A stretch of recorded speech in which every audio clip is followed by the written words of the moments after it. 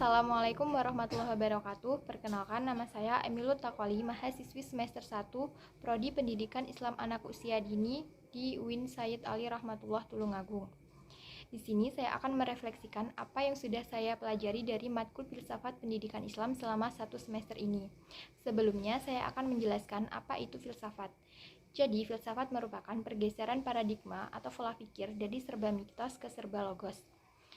Dengan filsafat, kita dapat berpikir secara lebih kritis dan mendalam. Kita diajarkan tidak terlalu cepat untuk menyimpulkan sesuatu, cari dulu informasi yang benar-benar akurat, sedangkan filsafat pendidikan Islam merupakan suatu kajian secara filosofis mengenai kegiatan pendidikan Islam yang didasarkan pada ajaran-ajaran Islam. Pendidikan dalam konsepsi ajaran Islam merupakan manifestasi dari tugas kekhalifahan umat manusia di muka bumi, yang sistem pendidikannya tidak lepas dari ajaran atau nilai-nilai Islam, yang bersumber dari Al-Quran atau hadis.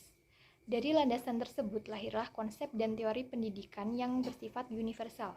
Kemudian, teori dan konsep yang bersifat universal tersebut dikaji melalui kegiatan eksperimen atau pendidikan ilmiah sehingga melahirkan teori-teori atau ilmu pendidikan Islam dan diuraikan secara operasional untuk kemudian dikembangkan menjadi metode, kurikulum, dan teknik pendidikan Islam. Pendidikan Islam yang ideal adalah membentuk manusia yang bertakwa kepada Allah Subhanahu wa Ta'ala, mampu menggunakan logikanya secara baik, berinteraksi sosial dengan baik, dan bertanggung jawab pada kehidupannya sehari-hari. Pada saat ini, perkembangan pendidikan Islam pada berbagai negara di dunia masih banyak terjadi ketertinggalan, seperti pada aspek ilmu pengetahuan atau sains, serta pada teknologinya.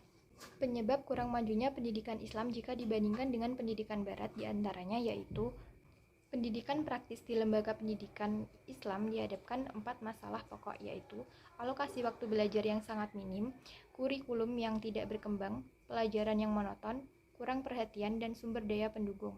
Yang terjadi kemudian, pendidikan Islam hanya dipandang sebagai pelengkap, dianggap penting tetapi bukan prioritas terpenting. Ilmu-ilmu produk ilmuwan Barat menimbulkan persoalan yang tidak menguntungkan bagi pandangan Muslim.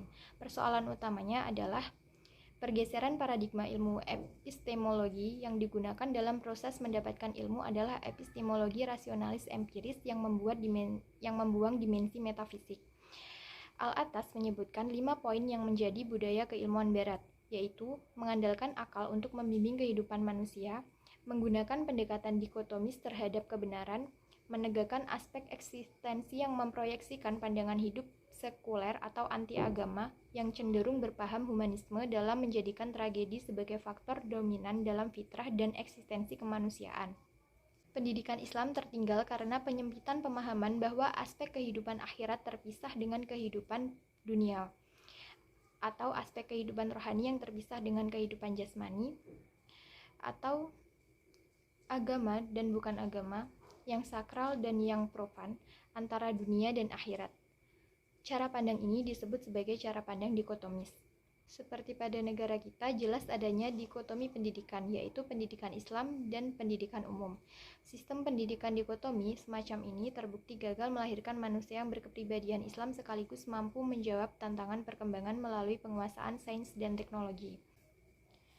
Penyelesaian problem ini dapat diawali dengan perubahan paradigma pendidikan sekular menjadi paradigma Islam, merumuskan kerangka dasar filosofis pendidikan yang sesuai ajaran Islam, kemudian mengembangkan secara empiris prinsip-prinsip yang mendasari terlaksananya dalam konteks lingkungan, sosial, dan kultural. Baik, cukup sekian refleksi perkuliahan dari saya.